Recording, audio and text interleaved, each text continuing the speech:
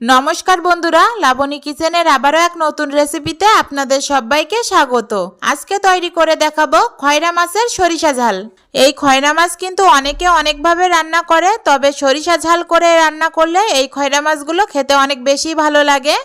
আর এই খয়রা মাছ কিন্তু এক এক জেলায় এক এক নামে চেনে। আমরা এই মাছকে কিন্তু খয়রা মাছ বলেই চিনি, তবে অনেক জেলায় এটা খড়ি মাছ বা চাপিলা মাছ নামেও চেনে। তবে আপনারা কি নামে জানেন অবশ্যই কিন্তু কমেন্টে জানাতে ভুলবেন না। তো এবার দেখে নেব খয়রা মাছের সরিষা ঝাল কিভাবে করতে হয়। আর ভিডিওটা প্রথম থেকে শেষ পর্যন্ত দেখার অনুরোধ থাকলো। তো প্রথমে এখানে আমি খয়রা মাছগুলো ভালো করে কেটে ধুয়ে পরিষ্কার করে নিয়েছি। তারপরে এখানে আমি পরিমাণ মতো লবণ আর পরিমাণ মতো হলুদ গুঁড়ো দিয়ে দিলাম। আর এই মাছের গাটা যেহেতু তেলতেলি, কড়াতে দিলে কিন্তু লেগে থাকতে পারে, সেজন্য আমি এখানে সামান্য একটু সরিষার তেল দিয়ে দিলাম। এতে করে কিন্তু মাছটা ভাজার পরে কড়ার গায়ে লেগে যাবে না। খয়রা মাছের গায়ে লবণ হলুদ আর তেল মাখিয়ে আমি 10 মিনিটের জন্য রেস্টে রেখে দিলাম। এর ভিতরে আমি খয়রা মাছের ঝালে যে মশলাটা দেব সেটা আমি তৈরি করে নেব। তো এখানে আমি 2 চামচের মতো কালো সরিষা, 2 চামচ সাদা সরিষা আর দিয়ে দেবো 5-7টা মতো কাঁচা ঝাল দিয়ে এটা আমি ভালো করে মিহি করে বেটে পেস্ট করে নেব ব্লেন্ডারে। আপনারা কিন্তু চাইলে শিলপাটাও বেটে নিতে পারেন, আপনাদের যেটা সুবিধা হবে সেটা করতে পারেন। এদিকে কিন্তু 10 মিনিট হয়ে গেছে। এবার আমি মাছগুলো ভেজে নেব। তার জন্য উনুনের পরে কড়াই বসিয়ে দিলাম, দিয়ে এখানে পর্যাপ্ত পরিমাণ সরিষার তেল দিয়ে দিলাম। আর এখানে যেহেতু আমি সরিষা ঝাল করব সেজন্য সরিষার তেলটাই কিন্তু ব্যবহার করতে হবে। তেলটা যখন ভালো মতো গরম হয়ে যাবে তখন আমি এক এক করে মাছগুলো দিয়ে দেব। মাছগুলো আমার দেওয়া হয়ে গেছে। এবার চুলার আঁচটা মিডিয়ামে রেখে আমি 5 থেকে 6 মিনিট মতো ভালো করে তলের পাশটা ভেজে নেব। তারপরে একটু চুলার আঁচটা একেবারে লো করে দেব, দিয়ে মাছগুলো আমি উল্টিয়ে নেব। উল্টে নেওয়ার পরে তলের পাশটাও কিন্তু আরও 5 থেকে 6 মিনিট ভালো করে আমি ভেজে নেব। তো মাছগুলো কিন্তু আমি 2 পাশ ভালো করে উল্টিয়ে পাল্টিয়ে দিয়ে ভালো করে লাল লাল করে ভেজে নিয়েছি।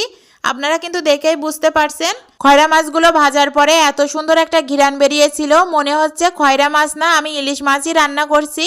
তো মাছগুলো কিন্তু সুন্দর মতো ভাজা হয়ে গেছে। এবার এক এক করে আমি তুলে নেব। আর এই মাছগুলো যেহেতু নরম মাছ সেজন্য কিন্তু আস্তে ধীরেই কিন্তু মাছগুলো তুলে নিতে হবে, না হলে কিন্তু মাছগুলো ভেঙে যেতে পারে। তো দেখেন আমার কিন্তু একটা মাছও ভেঙে যায়নি, অনেক সুন্দরভাবে মাছগুলো আমি তুলে নিয়েছি। এইভাবে আমি সবগুলো মাছ এক এক করে ভেজে নিলাম। মাছগুলো তুলে নেওয়ার পরে আমি এখানে আরও বেশ খানিকটা মতো সরিষার তেল দিয়ে দিলাম। তেলটা যখন ভালো মতো গরম হয়ে যাবে তখন এখানে 1/2 চামচের মতো কালো জিরি ফোড়নে দিয়ে দিলাম। তারপরে দিয়ে দিলাম 2টো শুকনো লঙ্কা ফোড়নে আর দিয়ে দিলাম 2টো তেজপাতা ফোড়নে। তেজপাতাটা দিলে কিন্তু এর সেন্টটা অনেক সুন্দর আসে। আর দিয়ে দেবো প্রায় 1 বাটি মতো পেঁয়াজ কুচি করে। তারপরে সবগুলো উপকরণ ভালো করে আমি একটু নাড়িয়ে চাড়িয়ে নেব। আর এখানে পেঁয়াজটা একটু হালকা লাল লাল করে ভেজে নেব। যতক্ষণ পর্যন্ত পেঁয়াজটা একটু ভালো করে ভাজা না হবে ততক্ষণ পর্যন্ত একটু নাড়াচাড়া করে ভেজে নেব। আর এ পর্যায়ে কিন্তু চুলার আঁচটা মিডিয়াম রেখেই কিন্তু পেঁয়াজটা ভাজতে হবে, না হলে কিন্তু খুব দ্রুত এটা পুড়ে যাবে আর তেতো লাগবে, খেতে ভালো লাগবে না। তারপরে আমি এখানে স্বাদ মতো লবণ দিয়ে দিলাম। লবণটা দিলে কিন্তু পেঁয়াজটা খুব দ্রুত ভাজা হয়ে যায়। লবণটা দিয়ে ভালো করে একটু নাড়িয়ে চাড়িয়ে এখানে আমি 1/2 চামচের মতো হলুদ গুঁড়ো দিয়ে দিলাম। আর দিয়ে দেবো যে মশলাটা আমি পেস্ট করে রেখেছিলাম সেইটা দিয়ে একটু বেশিক্ষণ কিন্তু নাড়াচাড়া করা যাবে না, তাহলে কিন্তু এই সর্ষেটা পুড়ে উঠবে। জাস্ট আমি 1 থেকে 2 বার একটু ভালো করে নাড়াচাড়া করে দেব। করে যে মশলা ধোয়া যে জলটা ছিল সেইটা আমি দিয়ে দিলাম। জলটা দেওয়ার পরে খুন্তি দিয়ে ভালো করে নাড়াচাড়া করে দেব। আর এখানে কিন্তু আমি আর কোনো রকম জল দেব না, এই জলে কিন্তু আমার রান্নাটা হয়ে যাবে। যেহেতু আমি এখানে খয়রা মাছের ঝাল করব সেজন্য মেলা জল দেওয়ার দরকার নেই, তাহলে কিন্তু গ্রেভিটা খেতে একটুও ভালো লাগবে না। তো আমি এই জলটা দেওয়ার পরে 2 থেকে 3 মিনিটের মতো একটু ফুটিয়ে নিয়েছিলাম। তারপর যখন ঝোলটা ফুটে উঠবে তখন আমি খয়রা মাছগুলো ঝোলের ভিতরে দিয়ে দেব, দিয়ে একটু ভালো করে নাড়াচাড়া করে দেব। নাড়াচাড়া করে দেওয়ার পরে 30 সেকেন্ড মতো আমি ঝোলটা ফুটিয়ে নিলাম। তারপরে একটা ঢাকনা দিয়ে আমি চুলার আঁচটা মিডিয়ামে রেখে আমি 5 মিনিট মতো ফুটিয়ে নেব।